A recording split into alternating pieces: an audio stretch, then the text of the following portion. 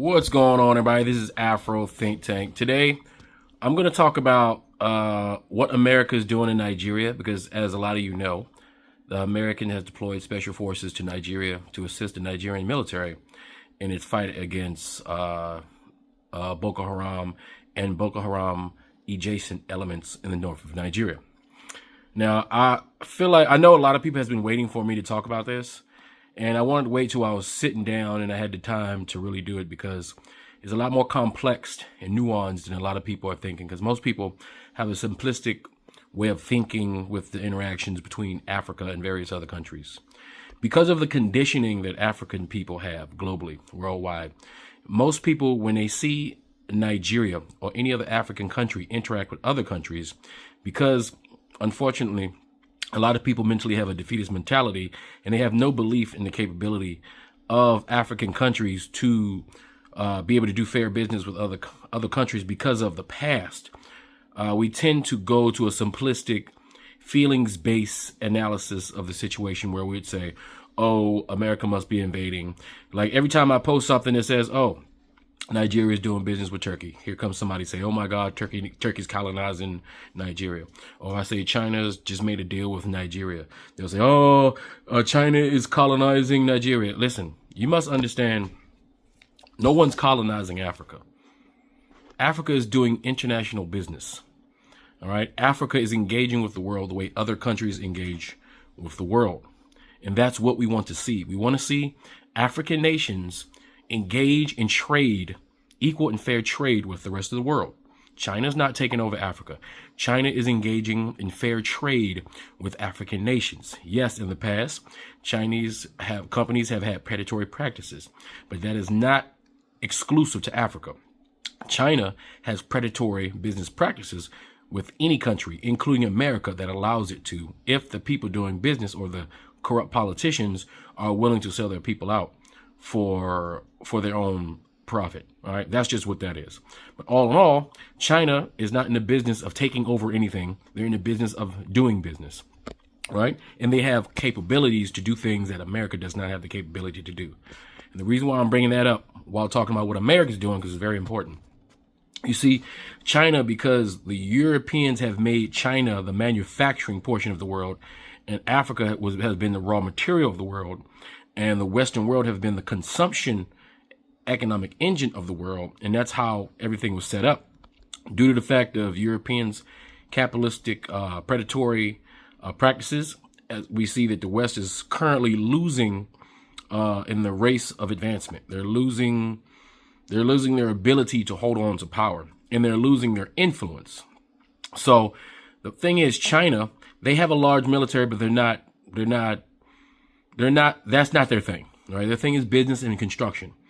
So what's happening is China is doing business with Africa by offering construction and infrastructure, right? With the trade out being, if I build these things for you, right? And in turn, these are the things that we need in our nation, and we would like to trade that. That's a good trade, right? And in return, Africa is saying, okay, we used to trade raw material, but we're going to add value to that material, and we want more money for our resources. So most African countries who are not being led by overly corrupt politicians. Now, every politician is a level of corrupt. There's never in the history of politics, in the history of mankind, has there ever been an omnipotent government where there was no corrupt politicians and everything worked out right. Never in the history of politics, ever. Never, ever, never. And it never will be, because humans are fallible, right? But within that corruption, business does get done. All right. So the thing is, China has such a leverage in Africa because they have a capability of just building cities, building roads, building infrastructure. They have a leverage because they know that's what Africa needs. Now, Europe and the West, their foreign policy towards Africa was to keep them undeveloped so that Africa could be in a subservient position, and the Western world can continue to exploit them for their goods and for their products and all that stuff. But now that Africans are saying we no longer want to do business like that, they're not doing business like that. African countries are no longer doing business like that. I'm not sure if anybody's paying attention, but African countries are no longer accepting the exploitation because they now know what it is they have. And Nigeria is the giant of Africa. Right now, yes, is Nigeria corrupt? Yes, Nigeria is corrupt from its president all the way down to the local police officer. Everybody has a culture of corruption, and this is not just exclusive to Nigeria. This goes for many countries around the world, including Ukraine, very corrupt. Ukraine and Russia, the two most corrupt countries before this war started. All right, and look where they are now. So what we got to understand is, in order for Africa to get where it needs to be, Nigeria has to stand up and get where it needs to be, because Nigeria is the America of Africa. Okay, America has the biggest, Nigeria has the biggest population, and it has the most capability when it comes to in its resources compared to other African countries. And it has the people and the intellect to do these things. But the problem is they don't have the infrastructure. And because of the previous war in Libya, right, all those Arab savage barbarians have been running around in the desert causing problems for West Africa, right? The same terrorist organizations, which they're Islamic organizations that, like, these people really believe that, like, in the 7th century, these people are anti-intellectual. Like, you build a school, if they see people being educated, they're going to try to kill them, because the educated population would not subscribe to their form of Islam. All right. And these people who call themselves Islamic terrorists, call themselves Islamic Caliphate or whatever they like to call them, these guys are not even really practicing Islam, because you're not supposed to kill other Muslims. And this is exactly what they do. They kill Muslims. Right. So when it comes to that, and the people who sponsor that it's not just America. America sponsored it in certain other ways in certain countries. Right. In France, we have to remember, France has been neo-colonizing Africa for a very long time. They sponsor, they fund these organizations in order for them to destabilize regions that they need to be destabilized, in order for peacekeepers or UN troops to go in there under the guise of keeping the peace, and they literally steal the resources from the ground, from these places that have been emptied, because these terrorists, right, which they are, Islamic, Arab worshipping African people and Arabs, okay, because they're both African and Arabs, but they worship Arabs and they worship Islam, even though none of them are Islamic. None of them practice true Islam. They smoke, they drink, they eat pork, they kill their own people. These people do not practice Islam. But that is the medium that's being used for these uneducated youth that have no economic opportunities in these countries, right? They have no education. So even though you would assume that a common sense individual would know what's right and wrong, I'm telling you, as a counter-terrorist expert myself, who's trained and who's an expert on dealing with these kinds of people, both kinetically and psychologically and socially, I'm telling you right now, these people are the most unintelligent, illiterate groups of people on the planet. All of them, from the Taliban to Al-Qaeda to ISIS to Boko Haram, all of them are highly uneducated, very gullible, susceptible young men that truly believe when they die, somehow they're going to have 70-something virgins. Like, why would you need virgins if you're dead? Like, spirit cooch? I'm like, did that even make sense? Right? But that's neither here nor there. So one thing you got to understand is France and America never, when it comes to colonization, America loves the fact that France is being kicked out of Africa, because America never really respected French people. America don't like French people. The American whites don't like French people, because American whites have been warring with French, because you got to remember the American whites are English adjacent, German adjacent. They don't like the French, right? They don't respect the French, like never have. They work together and cooperate together under the United Nations when necessary. But all in all, anytime America has the opportunity to undermine the French, they will do it, right? So as the AES, right, Burkina Faso, Mali, and Niger kick French out, because French and the French companies are stealing, right, from Africa. As they kick them out, France is currently operating a black ops operation to try to kill the leaders right now. That's what's happening. The French, their country cannot stand.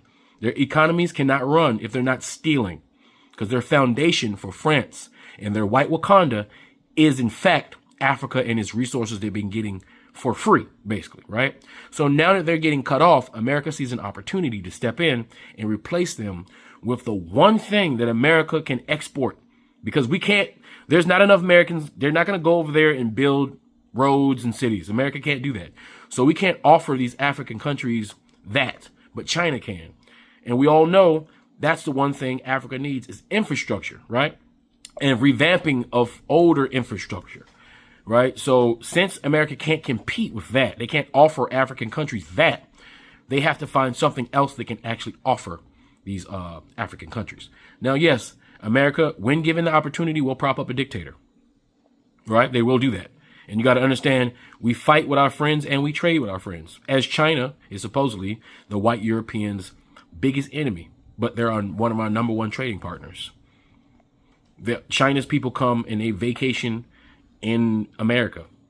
Americans go to China and vacation, but yet they are our enemy. You understand?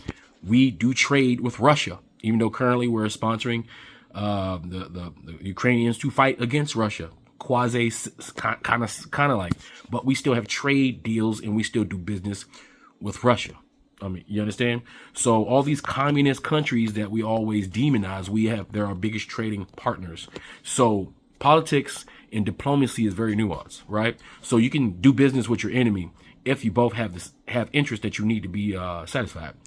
So Nigeria's interest is to deal with the terrorist organizations in the north, right? And that's sponsored by the French, right? Because these dudes, they have access to things they shouldn't have, like drones. They're getting these guns. All this came from the backdrop of French and Western arming militias in order to fight against other militias. That's a downfall. And when I was in Afghanistan, we in fact had militias, right? We trained militias, right, to fight other people we don't like. I myself, when I was in Afghanistan, I had a whole platoon. I had a whole squad of Taliban myself. Me. I'm 17 years old. I'm 18 years old, and I have 5 Taliban fighters that I'm going out on patrol with, so we can go find other Taliban. You got to understand that, right? Just like you guys think that we lost the war in Afghanistan. No, the Taliban that's in charge now are the Taliban that we were working with to go fight the other Taliban, because the Taliban is a political organization. The Taliban and Al Qaeda are two different things. The Taliban don't believe in blowing themselves up, right? They're more educated than Al Qaeda. ISIS is nothing but a more extreme version of Al Qaeda. Al Qaeda don't like ISIS. ISIS fights Al Qaeda. Right now, you have a new Taliban K, which Americans are currently sponsoring because they are now fighting against the Taliban that are now currently running the government. So you got to understand, it's way more complicated than your local news organizations tell you, because you guys wouldn't understand how complex that is. That doesn't make for good news. Good news, you need shock and awe and simplistic messages in order to push the propaganda forward, right? Like, the news organization tell you hate Russia. You don't even know why you hate Russia. The news organization tell you to hate China. They're your enemy. But you, for the life of you, can't explain why, in fact, China is your enemy, because you never had a problem with China. China never had a problem with you. But it's something that's propagandized into the minds of people to make them our default enemy. Yet, there are some of our biggest trading partners, and we cannot live without each other. Now, Nigeria, just like China, is starting to step up on the world stage as a global world leader. Nigeria will be one of the multipolar centers of power on the world. But in order for that to happen, first things first is you need security. You need to secure your resources, right? And you need to secure your borders, and you need to secure the propaganda in order to stop that from happening, so that you have the time, space, and the safety to build. You see, Europeans have an interest in Nigeria. Now, every time you see me post something that says, oh, Nigeria does a deal with America, you automatically believe, oh, that's evil. Oh my God, Nigeria, why don't they do business with themselves? You got to understand, you can't just do business by yourself. And they can't just do business with other smaller countries in Africa the same way they can do business with other major economies.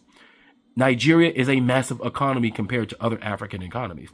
Other African economies need Nigeria to stand up so that they can attach themselves to the Nigerian economy in order to build their countries, right?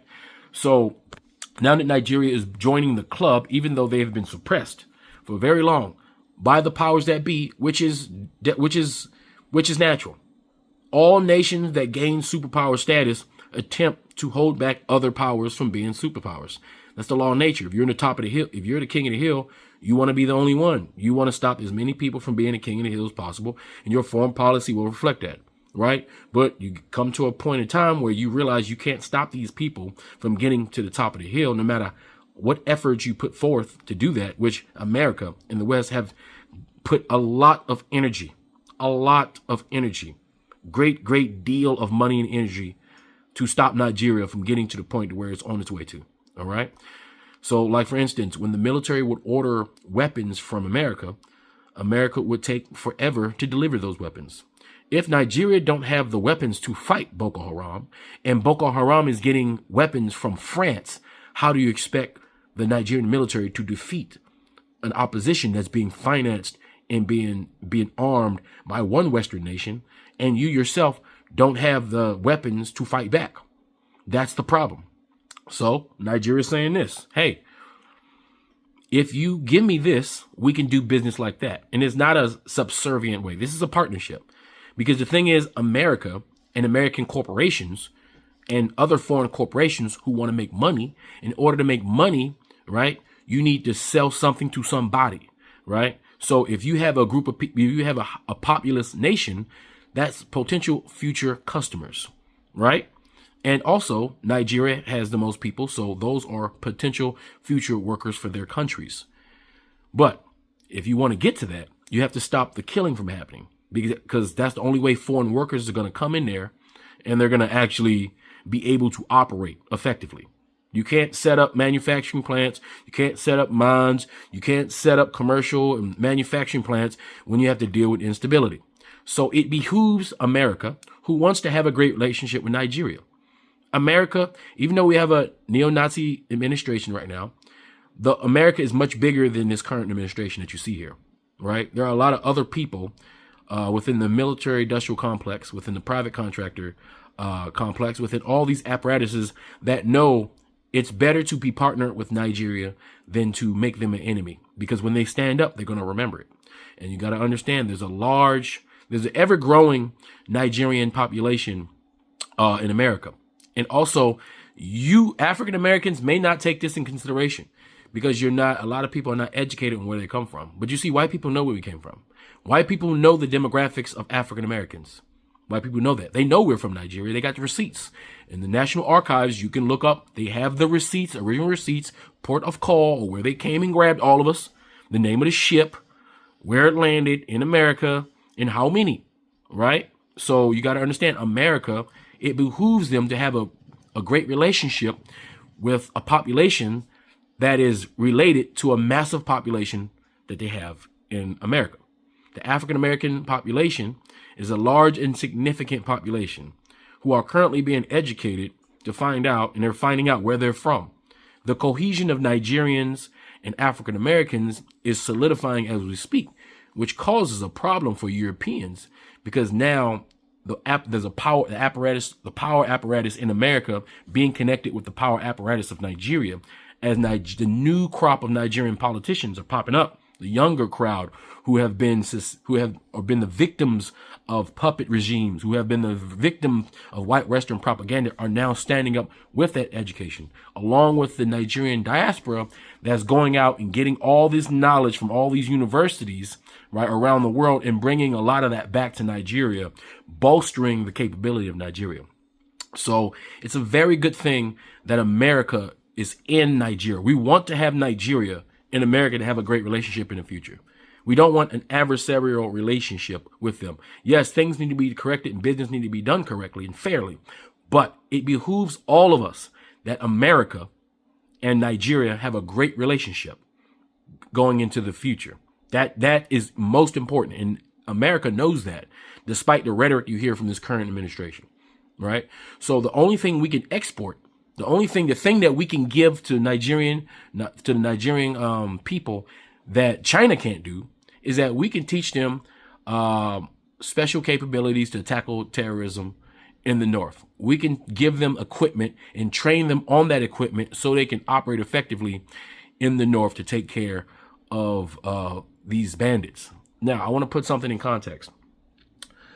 A lot of you watch news, and just recently you saw that like 200 people were killed by these bandits. Now, this was a retaliation from the ongoing campaign that the Nigerian government has been conducting, eliminating terrorists. They killed one of the leaders of Boko Haram. They've been almost total war in the north, attacking these elements who mean to destabilize the northern portion of Nigeria, right? So they've been doing an excellent job, but you got to understand that Nigeria is vast, and they have a lot of open space, and there's a lot more people than you know. Those people are not. I'm telling you, there's more than 200, 300 million people in Nigeria. It's got to be 500 million at least, right? And the places they're attacking in the north are very sparsely populated. I would say that these are the places when you look on TV and you see the super rural areas and you see like mud hut, like what you would say mud huts and things. These are the people that live on the fringes of civilization, right? Like right next to them, you got the Discovery Channel. All right. You go past these people. Now you're talking about straight wilderness. All right. And so the terrorists are operating in straight wilderness. There's so much land out there. The Nigerians and a lot of African countries don't have satellites the way we have, to where we can look at every spot of our country and we can see these people moving around and we can see them operating and we can see them do. They don't have that capability the way America has that capability, right? And so what's happening is Nigeria has went to Turkey and went to Russia and has gained some of those capabilities in order to be able to do that. America is not going to allow Nigeria to stand their militaries up and be basically effective without them being involved. Because if they do that, then what leverage would America have in these African countries if we can't export one of our greatest assets, which is our military capability, right? So America is saying, hey, we're going to help you now. We're going to do this right. Now, Donald Trump, in order to justify this, he has to tell his people that, oh, these Muslims are killing Christians in the north. Because even though foreign policy says we're really doing this so that we can secure Nigeria, so that our corporations can reap the benefits of good business with Nigeria economically going towards the future, he can't say that. A white Western MAGA is not trying to hear that.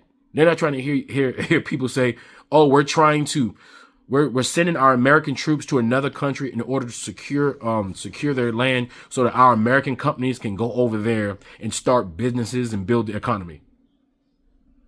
They're not trying to hear that, because that doesn't, the MAGA's not, it's like, how does that benefit me? It doesn't benefit you. If you're a MAGA, if you're a white American, it really doesn't benefit you at all, unless you plan on going to Nigeria and doing business. If you're African American and you're a Pan-African, you plan on one day going to Nigeria doing business. If you plan on one day going to Burkina Faso, Mali, and Niger to do business or to live, it behooves you that America export its greatest asset, which is its military capability, to these countries, and do it in a fair way. That's what's happening.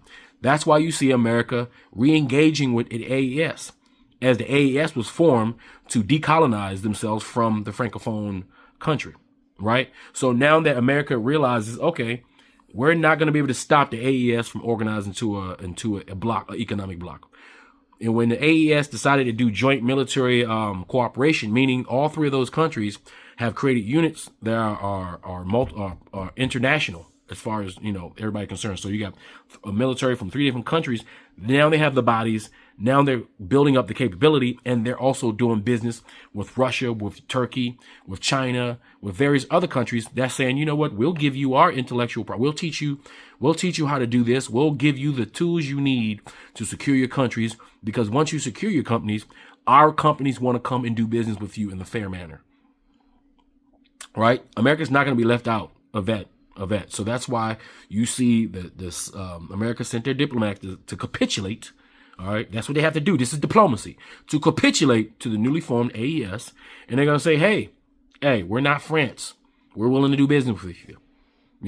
If you can't beat them, join them. So that's what's happening. So now the foreign policy is changing more towards a partnership and less towards a subservient position. Right. So in Nigeria, right, in the north, which you got to understand, the north, most of Nigeria is fine, right?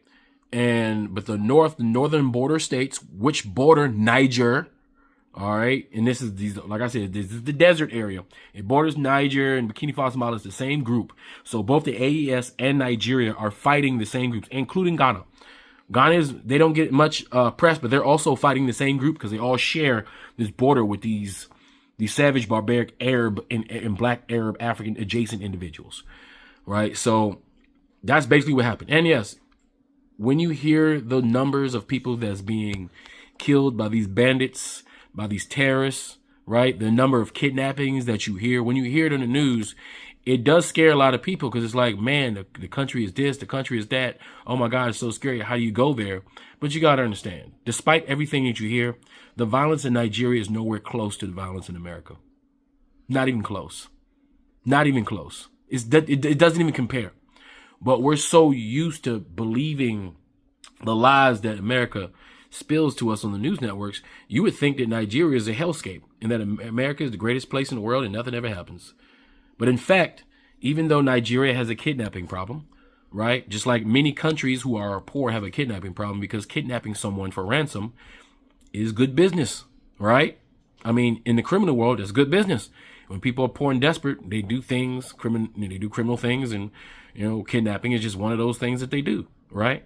But in America, how many children disappear every year? How many children have disappeared?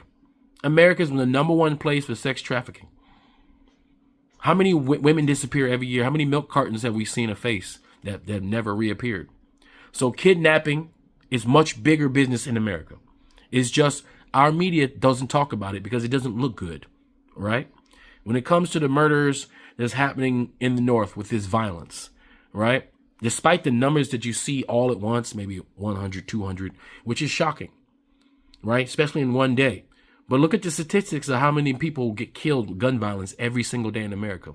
It dwarfs what's happening in Nigeria, right? Let alone in a month, how many people, and we're just talking about one state, right? If America was like Chicago, right? If we highlighted Chicago every day and say, that's America. What if we didn't say Chicago? What if we pointed at Chicago and we pointed at Louisiana and we pointed at Baltimore and we pointed out every single hood that has violence going on? We said America and we didn't say the states. We just said that's what's happening in America. No one would come to America.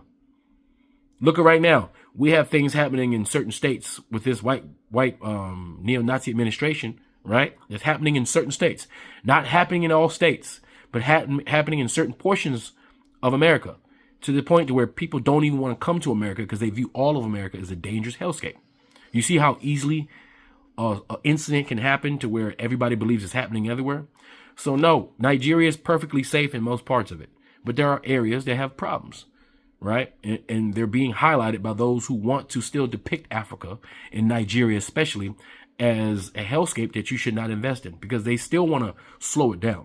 So on one hand, they have to do business fairly because those who are in charge, it doesn't matter. The propaganda doesn't mean anything because they live in the real world, right? So it's like, you're going to do business with us correctly or else, right? But in the media, which is controlled by private organizations, they're still going to lean towards or geared towards their demographic that they needed to support them. So of course, Republicans who are currently in charge is going to make Africa look like a hellscape anyway, and they justify their business decision to use our military to go in to help the Nigerian military. They have to say that the Nigerian Muslims are killing Christians in the North. The Nigerian Muslims are not really killing Christians in the North, right? Now, are Christians dying in the North due to these situations? Yes, because they happen to live there. But the people being targeted are other Muslims. The north of Nigeria is predominantly Muslim. The leadership in the northern of Nigeria practice Sharia law. All right. Literally. Right. So these are Sharia law, politically adjacent individuals being attacked by other people who want to impose Sharia law. You understand? That's how that's working. Right. Now, I don't agree with the federal government allowing these states to operate their Sharia law. Right. I think the federal government should remain secular. Right. And they shouldn't favor Christianity over Islam.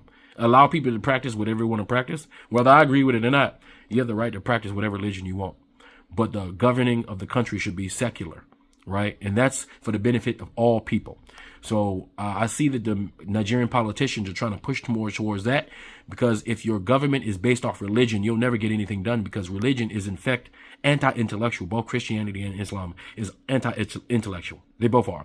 But Islam is more anti-intellectual than Christianity. And that's just facts. That's just what that is, right?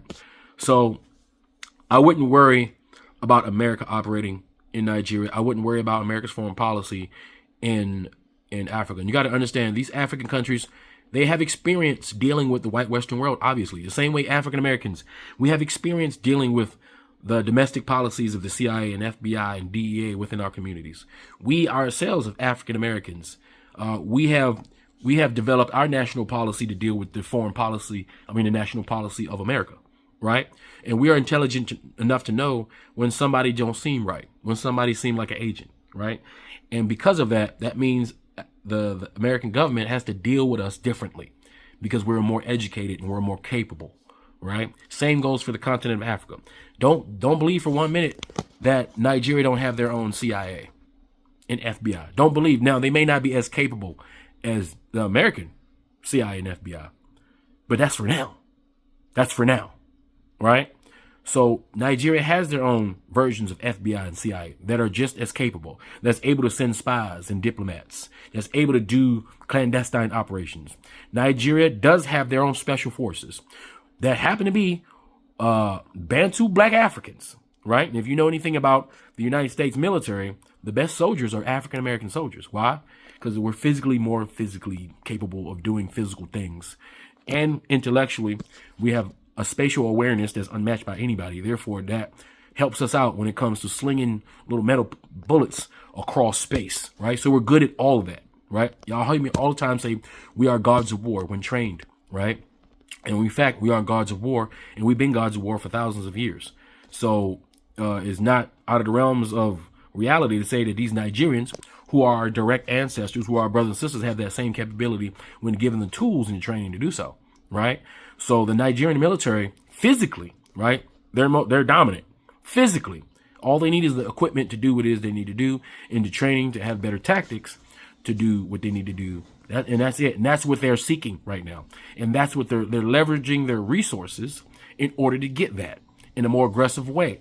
If you have not noticed, African nations are being more aggressive towards the West than they have in the past. Not even 10 years ago, you would never hear a head of state of any African country pushing back in any Western nation at all. They were in a subservient position. But African countries are tired of being in a subservient position. The black man is standing up, and the black woman is standing up. And once that happens, there is nothing anyone can do about it. So you either play ball or you're going to get rolled over. And so America doesn't want to get rolled over, because America is losing population. It doesn't have the tax revenue to maintain its level of financing its military and financing its business operations like it used to, right? It just hasn't caught up to everybody yet. If y'all not paying attention, America is not what it once was, right? In order for it to survive, it has to make deals with those it used to subjugate. And that's what's happening now. So we want America and all of its capability and training. We want African people to absorb that. We want them to become experts in that. And at some point, they will be able to train their own, and then they will be able to train other African nations, right, together. And that's what's happening. All African countries right now, in their own way, are pushing their countries forward and improving their business practices and making their militaries more capable by doing international businesses with other countries that need resources desperately, and they're utilizing their leverage to get all of this from various other countries, including drones, jets, bullets, armored vehicles. And also keep in mind, Nigeria has a private military industrial complex that's ever growing and one of the most advanced in the world. The Nigerian military is the 33rd most capable military in the world. You know how many countries there are in the world? Nigeria's already moved up to 33. All right. So that should be telling you something. And their military industrial complex is ever growing. They're making troop carrying vehicles that's being currently sold to Europeans who are using it in war right now. They have a navy, an ever growing navy, right? They're selling their homegrown naval vessels to other countries right now, right? They're also making their own weapons. They're making their own drones. All these things are happening. The production capability of Nigeria to be able to effectively protect themselves is growing. But while that's growing, in the meantime, they need expertise in various other fields that America just so happens to have and are able to, use to make deals in order to benefit themselves. If you are an American, you want America and Nigeria to have a great relationship, despite 500 years of exploitation. Living in the real world, you want America and Nigeria to have a great relationship. That way, we African Americans and African American Nigerians can go back and forth from Nigeria and America without having any issues with your visa and this and that. We need Ghanaians and Burkina Fasos and Malians and Nigers. We need all those people to be able to come to America, right? They're people to come to America, right? To go to school, work, vacation, do whatever they're going to do. And we need the ability to fly to these countries and go on vacation, go to school, and do what we need to do. Whatever we're doing, we need to have that kind of relationship, right? That's what we're moving towards, despite, like I said, all of the subjugation in the past. Now, as far as Tinubu is concerned, I do understand that it's very controversial him being elected. And I've seen a lot of Nigerians get upset with me because I'm highlighting the accomplishments of Tinubu, right? And listen, there's a difference between being biased. Nobody has gotten to me, but I'm objective. And the thing is, if I can't highlight the good things Tinubu has been doing on the international stage, then I don't have the right to criticize him when he does something that's not good for the people. There are a lot of things that I think that Tinubu should be doing for his people as far as jobs and infrastructure and things like that. I believe that he could be moving a lot faster on certain aspects. But the thing is, if you can't secure your country, you can't do anything. If you can't secure financing to build the infrastructure, then you'll never get the infrastructure. If you can't get foreign companies to come in your country to create jobs, you're not going to be able to employ your people. And that's just what it is, right? There's no country, there's no group of people on this planet, no matter how many resources they have, that can do it by themselves. This world is getting smaller and smaller, and we all need each other in certain aspects of life. So you have to expect Tinubu to get out of here, fly around the world as a diplomat, as the Nigeria's top diplomat, and make deals with countries in order to bring certain technologies and financing to his country. Now, there's elections coming up. I don't know who's running against Tinubu, but if there's a better candidate that can do this better, faster, I'm all for it, obviously, and I support the Nigerian people who are educated enough to make an educated vote to put the best person in charge. Now, if what happened this time, if the same thing happens last time, that happens this time, which we all kind of know that's probably going to happen because, we know how things go. That's just the way it's going to be. But it's the Nigerian people's job to try to make sure that doesn't happen. To make sure it's a free and fair election. Just like it's America's job to make sure that this current neo-Nazi administration don't try to steal the election the same way we're watching him do it, right? And as Americans, the way we judge African countries and their corruption, the way we judge them, right, I believe it's unfair because we don't take in consideration that they are they're puppets of not just white Western governments, but puppets of non-governmental organizations and companies that have trillions and trillions of dollars in order to bribe a politician to do what it is that they want. Same way in America, Citizens United. So we look at America and how it's operating right now, right? Over the last, 30, 40 years, you can just imagine Africa being in this position of raw resource acquisition, lacking the infrastructure necessary to develop their countries, and still being mired by politicians that are being bought out by the very same corporations that buy out our politicians, right? So we as the people need to do better to hold our politicians accountable, right? Which we can do via education. That's why education is the most important thing for all of us. Because if our population is not educated, especially politically, we are susceptible to the fast bullet points and quick words and feel-good moments that these politicians deploy in order to get themselves elected. Okay? But I would not worry about American. We want that. You want that. If you're a Nigerian, you want that. If you're an American, you want that. You want this kind of relationship to happen. You want America to help the Nigerian military. You want our militaries to be cooperative, to be able to work together on anywhere around the world as partners to eliminate, certain elements of humanity. Because you got to understand, there's bad guys everywhere. There's different levels of bad guys. Not too many good guys out here. All right. But this Islamic terrorism is way worse than this white Western world that we all live in. I'm telling you right now. You much rather live in this white Western world than that Islamic terroristic world. I'm telling you right now.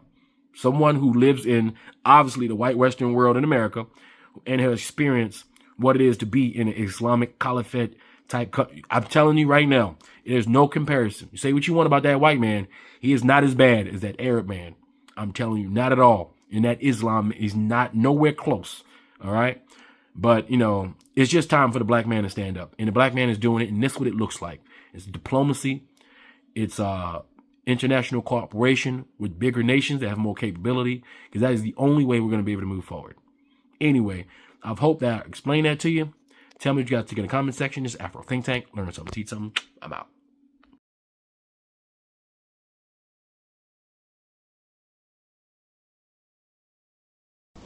And moving on to Nigeria, the US has put boots on the ground in the African country, which has been grappling with Islamic State terror attacks. And now, to counter the menace, the US has deployed a small military team to Nigeria. The move was announced by the head of the US Africa Command, General Dagvin Anderson. The US official said that the decision followed his meeting with Nigeria's President Bola Tinubu in Rome last year.